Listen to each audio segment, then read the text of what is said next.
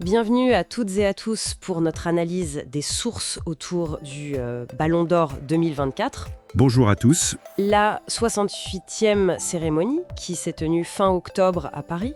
Exactement.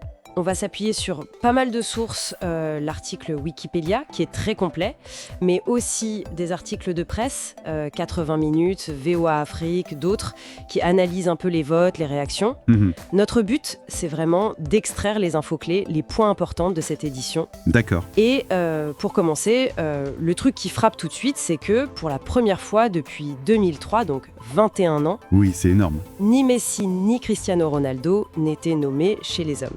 C'est une page qui se tourne, non ? Ah bah oui, c'est très symbolique, clairement. Il faut aussi rappeler le contexte. Maintenant, c'est co-organisé par l'UEFA et France Football. Oui, c'est vrai. Et puis, nouveauté cette année, ils ont ajouté 2 trophées Cruyff. Pour les entraîneurs, masculins et féminins. Ah oui, bonne idée ça, de souligner le rôle des coachs. Voilà, l'importance du coaching dans les succès, quoi. Alors, entrons dans le vif du sujet. Les grands gagnants. Ballon d'or masculin. Rodri. Le milieu espagnol de Manchester City. C'est ça. Mais c'était serré. Il gagne avec 17,64% des points, juste devant Vinicius Junior, qui est à 17,02%. C'est rien du tout, hein. Ah oui, c'est vraiment sur le fil. Et c'est fascinant de voir un milieu défensif comme Rodri l'emporter, face à des joueurs comme Vinicius ou Bellingham qui finit 3e. Ça montre peut-être une reconnaissance un peu plus grande pour ces postes un peu plus dans l'ombre, même si bon, le débat reste ouvert. C'est clair. Et chez les femmes ? Alors là, moins de suspense. Aitana Bonmati, du Barça, elle conserve son titre. 2e année de suite. Voilà, et avec une marge bien plus nette, 20,56% des points, elle confirme sa domination actuelle, c'est clair. Donc confirmation pour Bonmati et une forme de petite surprise ou en tout cas de nouveauté avec Rodri. Quels autres trophées on a eu pendant la soirée ? Alors, il y en a eu pas mal. Le trophée Copa, pour le meilleur jeune de moins de 21 ans, c'est Lamine Yamal. Ah oui, du Barça aussi. Impressionnant. Ensuite, trophée Yashin, meilleur gardien. Emiliano Martinez, d'Aston Villa et de l'Argentine. Le gardien argentin, oui.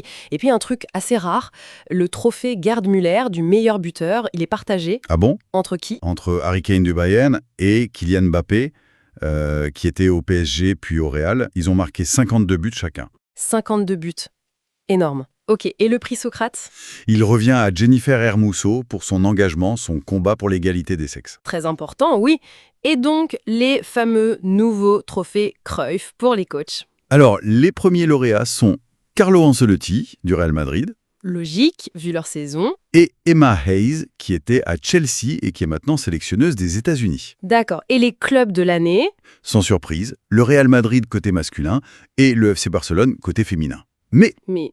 fait assez marquant, le Real Madrid a boycotté la cérémonie, Ah oui, même en étant élu club de l'année. bizarre. Oui, c'est un point notable de cette édition, on y reviendra peut-être. Oui, ça interpelle. Mais d'abord, parlons du système de vote. Il a changé, non ? Oui, petit ajustement. Maintenant, les 100 journalistes des 100 premiers pays au classement FIFA, ils votent pour 10 joueurs. Avant, c'était 5. Voilà. Et les points vont de 15 pour le premier jusqu'à 1 pour le 10e. L'idée, c'était d'avoir moins de votes nuls ou tactiques et un classement plus représentatif. Et alors, est-ce que ça a marché ? Est-ce que ça rend les choses plus claires ? C'est une tentative, quoi. Quand on regarde la répartition des votes pour la première place, c'est intéressant. Rodri a été mis premier par 49 journalistes. Ah oui, quand même. Vinicius par 35, Bellingham par 5. Donc il y a une certaine diversité de choix. D'ailleurs, aucun journaliste n'a trouvé le podium exact dans le bon ordre. D'accord. Donc ça montre que même avec plus de choix, ça reste subjectif et complexe d'évaluer. Exactement.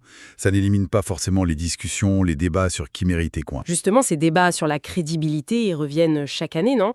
Certaines sources qu'on a vues soulignent ça, la difficulté de comparer les postes, l'influence des médias.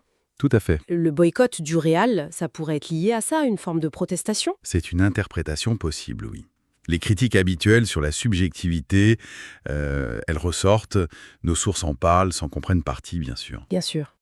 Mais la question de comment tu évalues un défenseur par rapport à un attaquant, elle reste entière. Il faut voir, en 68 éditions, on n'a eu qu'un seul gardien, Yashin, et seulement 4 défenseurs qui ont gagné. C'est vrai que c'est très déséquilibré. Voilà. Et il y a des discussions, VOA Afrique en parle un peu, sur des systèmes qui intégreraient peut-être plus de stats, de données objectives, pour être plus équitables. Et pour le boycott du Real, oui, même en étant primé comme club, ça envoie un message. Certaines y voient une contestation des résultats individuels ou peut-être du processus lui-même.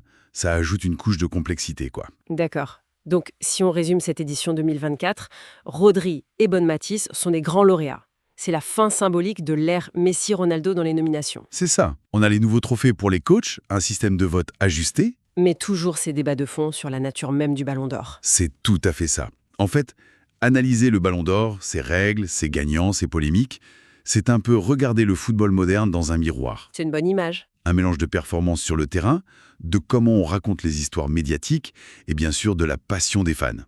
Ces prix, ils marquent la mémoire collective du sport. Une petite réflexion à laisser à ceux qui nous écoutent. Justement, face à cette tension qu'on évoquait, entre célébrer l'exploit individuel, souvent offensif, et reconnaître le collectif ou les rôles moins visibles, on peut se demander si le Ballon d'Or peut vraiment évoluer. Est-ce qu'intégrer, peut-être prudemment, des données plus objectives, sans perdre complètement l'âme du vote humain, ça pourrait être une piste pour renforcer sa légitimité auprès de tout le monde, joueurs, coachs, fans, observateurs. C'est une question ouverte, je pense.